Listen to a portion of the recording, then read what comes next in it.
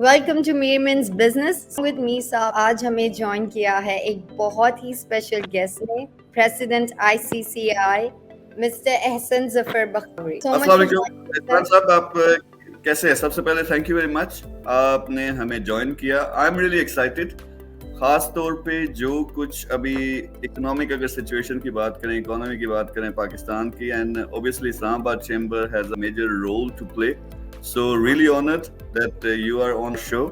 تھوڑا سا بتا دیں کہ آج کل کیا چل رہا ہے, اور سب سے زیادہ امپورٹنٹ جو چیز ہے اسلام آباد چیمبر آف کامرس, یہ ہے کیا؟ تھوڑا سا انٹرو اگر ہمیں آپ دے دیں. اسلام آباد چیمبر آف کامرس جو ہے وہ اسلام آباد کا چیمبر ہے جہاں پہ ہمارا رول بیسیکلی یہ ہوتا ہے کہ لوکل جو یہاں کی بزنس کمیونٹی ہے ان کو کنیکٹ کرنا ود گورنمنٹ, اور جو باقی دیگر یہاں پہ منسٹریز ہیں ان کے ساتھ. فار ایگزامپل اگر کسی کا ٹیکسیشن سے ریلیٹڈ کوئی پرابلم ہے تو ان کو ہم FBR کے ساتھ کنیکٹ کرتے ہیں. ایکسپورٹ سے ریلیٹڈ ایشو ہو تو کامرس منسٹری کے ساتھ کرتے ہیں.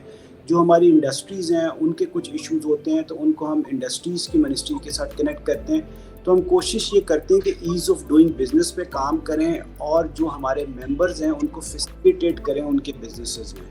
اوکے, اور یہ جو ادارہ ہے سیمی گورنمنٹ ہے, گورنمنٹ ہے, پرائیویٹ ہے, کس طرح سے انٹریکشن ہوتی ہے گورنمنٹ کے ساتھ اسپیشلی؟